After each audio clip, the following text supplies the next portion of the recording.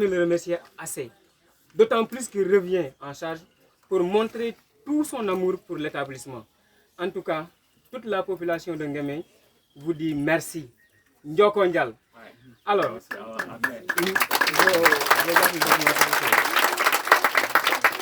voilà, léegi nag dañuy continuer waxtaan bi. Léegi nag ñu commencer ci intervention yi. Léegi chef de village mooy jël parole. Monsieur le représentant du maire aussi va prendre la parole. APE, Ibrahima Niane aussi dina jël kàddu gi. Le président de l'AME, maire Saylo, dinañ jox kàddu gi aussi ay parents d'élèves ñu wax ci dara, ainsi que les enseignants qui sont ici présents. Les jeunes aussi vont avoir leur mot à dire, ainsi que les élèves, parce que nag namoon ngeen monsieur Ndiaye, n'est-ce pas? Tàccuwaat leen ko. Merci. Voilà. Dinañ jox parole aussi le directeur ainsi que képp ku nga xamante ne nii rek yéen nga ne voilà Nguémé lii exemple bi yow ci sa wàllu bopp da nga ko war a def te dafa war a perpétuer wu.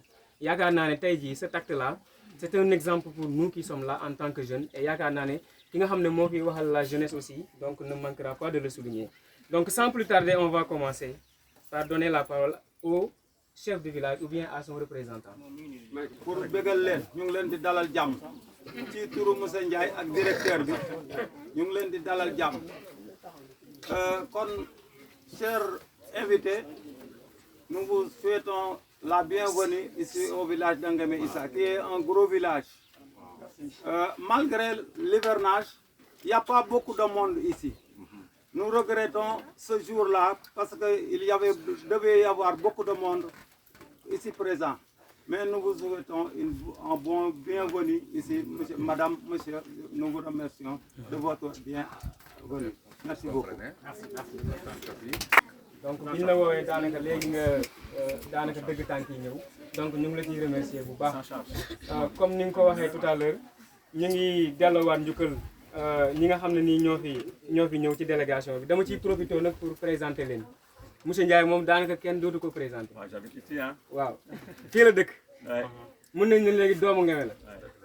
parce que am na ñoo xam ne nii dëkk nañ Nguémé jógee Nguémé tuxoo Nguémé mais moom de kenn nattable wut ne tey jii bu nee doomu Nguémé la kenn ñi ma ko weddi. donc ñu ngi la ciy remercier encore une fois di wax ne itam délégation bi ñu mu àndal ñu ngi ci mën a citer Kadey Diawara. Kadey Diawara, lève-toi. ñu gis la Kadey Diawara, applaudissements s'il vous plaît.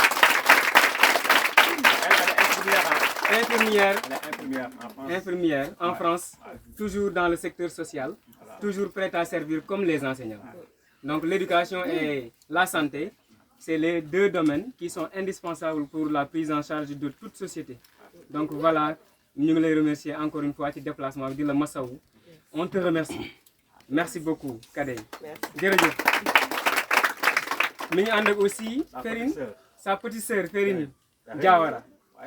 Ferine aussi. Voilà. Étudiante en sociologie. Voilà, am na fi ay étudiants yaakaar naa ne fii am na ko fi wax ne sociologie lay suivre Ndiame Ngom de Kër Julde. Voilà, Ibrahima Ngom de Kër Julde. Étudiante Ibrahima Ndiaye hein. Voilà, yaakaar naa ne aussi lu am solo la en tant que étudiante nga ñëw aussi déplacé wu au niveau de ces genres de localités là pour connaître, voilà, pour s'approcher aussi des gens, pour être le plus proche possible de cette société qui est au fond fin du Sénégal, et c'est une bonne expérience. Et aussi on ne manquera pas certainement de tirer une leçon de sociologie de votre part après. Merci. Laurine Diawara. Laurine Diawara. Infirmière aussi. Voilà, infirmière moom tam ci domaine santé la yëngatu comme ni ma ko waxee ci Kadey tout à l'heure. Donc ñoom ñaar ñoo bokk lu ñuy liggéey mu nekk lu am solo aussi la santé. Donc comme nous le savons, oui, elle n'est pas sénégalaise de par la peau, mais elle est sénégalaise de par la mentalité et les actes. Merci beaucoup. Merci de l'acte. C'est très fort. J'aime bien. Jërëjëf. Donc sans plus tarder ñu continuer waxtaan bi rek. Voilà, léegi ñu jox kàddu gi monsieur le représentant du maire Modou Ndiaye.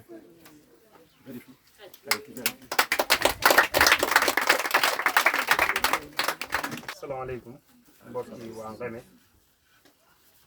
ñoo ngi nuyu kenn ku nekk ci sa tur ak sa sant te di ñaanal ñëpp jàmm di sàkku bu baax aussi ñaan bi ci yéen ñu ngi jiital ci nuyu bi le chef du village di ci toog aussi le directeur de l'école monsieur Dione di nuyu aussi le président APE monsieur Ibrahima di nuyu aussi monsieur Ndiaye te di la jaajëfal di la massawu coono di nuyu aussi ñi nga xam ne ñoom nga àndal te di leen massawu aussi coono bon ñu ngi yëkkatu kàddu en tant que aussi conseiller au niveau du commune de Ndondol nekkat fi aussi ki nga xam ne moom moo di monsieur le maire la may tàmbali comme ni ko monsieur le maire di jiitale yàgg na xam sa taxawaay fii fi Ngémé yàgg na gisit sa pas-pas fii si Ngémé ba tax ba toujours ay remerciement da daa jóge ci moom di ñëw ci ñun pour ñu di la ko jottali yaakaar naa ne loolu bokk na ci lors de l'événement qu'on a organisé ici à Ngémé on a fait un diplôme d'honneur pour remercier la ak sa taxawaay fi nga xamante ne bii moom moo di ci village bu Ngémé tey aussi dañuy continuer di la jaajëfal parce que gis nañ bu baax tey ji nga jox Ngémé gis nañ bu baax aussi élèves yi nga formé pas-pas bi ñu am ak ngëm-ngëm bi ñu am dama ciy tàmbalee rek ku ci mel ni Gora Faye jaar na ci say loxo actuellement ngi nekk université Jean Michel nekk aussi jeune boo xamante ne bii bu ràññeeku la ci jeunes yi te dara waralu ko lu dul engagement ak pas-pasam ak bëgg boo xamante ne bii bëgg na ko village bi nga xam ne moo di village natalam de Ngémé Issa te loolu yëpp jàpp nañ ne ki ko def ci jeunesse yi du kenn wala boog bokk nga bu baax ci ñi nga xamante ne bii ñoo ko def ci ñi jaar ci say loxo donc loolu aussi ñu ngi la ci jaajëfal te aussi di la ci jox sa wàccuwaay bu baax a baax mais comme lii niñ ko rafetloo noonu la ko monsieur le maire rafetloo parce que démb rek ñu ngi ciy wax man ak moom ma koy xamal ne ko bala may dellu il faut ma xaar monsieur Ndiaye parce que dafa am ay partenaires yu mu war a àndal ñu ñëw ci école Ngémé Issa di am ay dons yoo xamante ni bii dinañ ko fi def mu nekk aussi ku ko rafetlu te ñun ñi dëkk ci commune bi ñëpp xam nañ ne monsieur le maire dafa jox bu baax itte li nga xamante ne bii moom moo di éducation ba tax na ba programme am yëpp bokk na ci li nga xamante ne bii moo ci jiitu moo di éducation te ñi nga xamante ne bii ñoo nekk ci commune bi yëpp xam nañ loolu donc bi ma ko yëgalee aussi jaajëfal na la vraiment am cant bu rëy boo xamante ne bii jëmale na ko ci yow parce que nag moom jàpp na ne ku jàpp leen Ndondol gépp sax moom ngay dimbali mais nag rawatina éducation bi nga xamante ne bii moom la jiital ci li nga xamante ne bii moo di projet yi commune bi dinaa ci ñëw tuuti lors des ouvertures passées ñun ñëpp gis nañ ni mu taxawee ci li nga xamante ne bii moom moo di école élémentaire yi nekk ci commune Ndondol yëpp il a doté tous les écoles de CI à CM2 ay fournitures entières yoo xamante ne bii permettre na leen tey les examens CFEE yi nga xamante ne bii passé nañ ko Ngémé a réussi à 100%. Aussi là c'est la première fois dans la village de Ngémé. ku nekk xam na ne aussi donc ku nekk xam na ne aussi peut-être tardement bi nga xam ne élèves yi daan nañ ko tardé pour tàmbali jàng ak yeneen daa na ci bokk ci li nga xamante ne bii moo leen daa arriéré ba xaj na niveau bi ñu war a am duñ ko am au niveau des examens ak yeneen yi nga xamante ne bii moom la ñuy def mais gis nañ ne biñ teelee tàmbali jàng ñu ubbi rek jàng am nañ résultat yoo xamante ne bii commune Ndondol gépp naaw nañ ñu ci parce que fii mooy école ket bi am réussir 100%.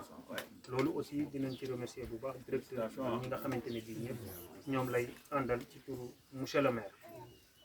donc ci kaw loolu aussi cant ba tey jëm ci monsieur Ndiaye ak ni mu fonke Ngémé te ñu xam ne ñun waa Ngémé amel nañ la bor bu rëy boo xamante ne bii jàpp ma ne ci àdduna deeti nan la ko mën a fekk ñu ngi lay sant di la gërëm au plus fort sant goo xam ne ci suñu biir xol dëgg lañ koy jëlee parce que xam nga bu baax ne ñun dañoo bëgg école bi même bu ko suñu doole matewuti bëgg nañ ko trop te it bëgg nañ trop avancement donc boo jógee rek nga def lii yow ak say partenaires ñun duñ la ameel cant te dinañ am xol mu sedd ci yow boo xamante ne bii yàlla rek lañ koy seddaloo en tout cas de toute façon ñi ngi lay remercier pour aussi bañ a guddal temps bi ndax xam naa ne ñu war a